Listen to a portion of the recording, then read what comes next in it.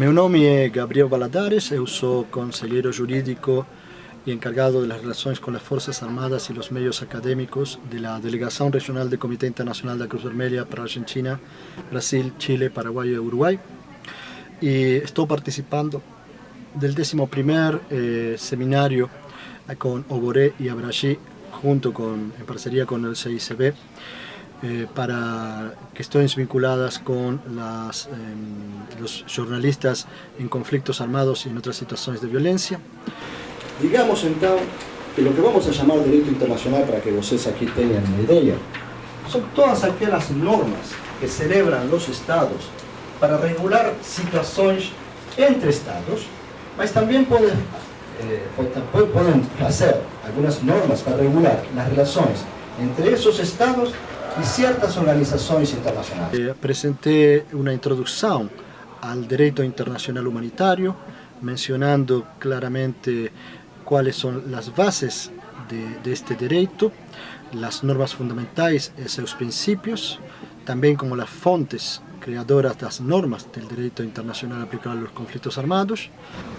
El derecho internacional, para crear normas, las crea a través de reuniones llamadas conferencias diplomáticas, porque cada uno de los representantes de los estados llega lá con un papelito, con una cuestión, un certificado que dice que le permite juntarse con los otros estados a negociar un texto determinado sobre una materia determinada. Después voltan con eso, voy a hablar según el sistema continental, voltan con ese papel a sus propios estados, el Poder Ejecutivo lo pasa al Poder Legislativo, el Legislativo aprueba ese texto, se lo devuelve al Poder Ejecutivo y el Ejecutivo envía una copia ratificando ese tratado al depositario, que el propio tratado dice que tiene que recibir una copia aprobada por el Estado. Porque el objeto general que se han puesto en la cabeza aquellos que trabajan o trabajaron, por ejemplo, adoptando las convenciones de Ginebra de 1949, los protocolos de 1977 y una serie de tratados que prohibieron armas, restringieron uso de las armas y demás, es tener en cuenta que ainda en el peor de los contextos que los propios seres humanos generan, que es el conflicto armado, hay espacio para la humanidad. Presenté los nuevos desafíos del derecho internacional humanitario, hablando específicamente de los proyectos actuales que tiene el Comité Internacional de la Cruz Vermelha en estas áreas. Entonces, se estuvo muy astuto con la cuestión de las minas. Lo que hizo fue reunir en 1994 una conferencia de expertos, militares y juristas y diplomatas para estudiar si en la guerra moderna era posible, ¿sí?, y era útil seguir utilizando las minas antipersoales. Y la grande comunidad de personas reunidas lá llegó a la conclusión que realmente la mina antipersoal, para como era hoy en día la guerra moderna, no era tan útil para eso.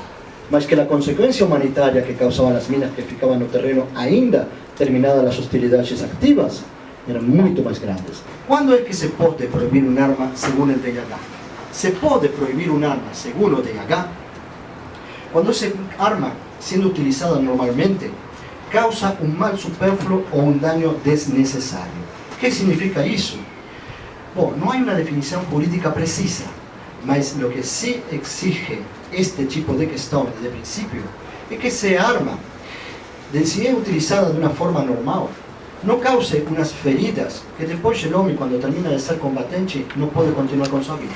Si ustedes ven ahí, en el año 49 se reformaron, se mejoraron y se ampliaron todos esos tratados que yo mencioné históricamente, ¿sí? Y aquel tratado de 1864 para proteger feridos y doentes de los ejércitos de tierra pasó a ser el Convenio 1 de Ginebra, ¿tá? Los mismos artículos, agregando la palabra náufrago, pasaron a ser el Convenio de Ginebra para la protección de las víctimas del combate naval, Convención 2 de 1949, ¿está claro? Convenio 3, lémbranse de aquel de 1929, que daba prisioneros de guerra, ¿se acuerdan? ¿Se lembran? Se reformuló y pasó a ser la tercera Convención de Ginebra de 1949 sobre el estatuto del combatente y del prisionero de guerra. Y por último, la adopción del Cuarto Convenio de Ginebra, que iba a proteger a la población civil y al civil como tal. ¿Está claro? Eu ainda estou tentando absorver tudo que nos foi passado, que é muita coisa. Y acá una pequeña dica para cuando se comenta. Os civis no son as únicas pessoas que vão proteger o direito internacional humanitário. Então, quando escrevem notas de imprensa, e você tem que falar, por exemplo, do princípio de distinção, não falem de combatentes e civis, porque isso é errôneo, é parcial isso. Hay que falar de combatentes e não combatentes, que são categorias mais abrangentes. É um assunto complexo que envolve pessoas, direitos humanos, estados, governos, política, interesses. Enfim, eu vou ver agora, é muito estudo, muita pesquisa em cima de tudo que já foi passado pra gente, e tem muita pauta boa por aí, né? Mas é muita informação boa, é imprescindível para a formação de um jornalista. Quando uma pessoa é capturada em um conflito armado de caráter internacional e participou das hostilidades, vai ser um prisioneiro de guerra. Es un estatuto que otorga la tercera Convención de Ginebra. Pero cuando estamos en un conflicto armado interno, no existe ninguna regla para categorizar esas personas como prisioneros de guerra. Entonces, cuando falen de un conflicto armado interno, no van a cometer el error de decir, oh, la parte A del conflicto pegó muchos prisioneros de guerra. Eso es un error muy importante para la interpretación futura. Si yo les pregunto a ustedes, ¿derechos humanos es aplicable en todo tiempo y todo lugar? ¿Sí o no? Sí, falen fuerte, sin miedo. Sí, claro. ¿Y derecho internacional humanitario es aplicable en todo tiempo y en todo lugar? No. ¿Por qué? Porque es un derecho de excepción, feito específicamente para ser aplicado durante el conflicto armado. ¿Está definido en una buena convención que es un conflicto armado? Atención, ¿está? No está. Mas da elementos que sirven para calificar jurídicamente que lo que está aconteciendo es un conflicto armado. En el caso de los conflictos armados de carácter internacional es bien más fácil. Es el enfrentamiento de las Fuerzas Armadas de por lo menos dos estados.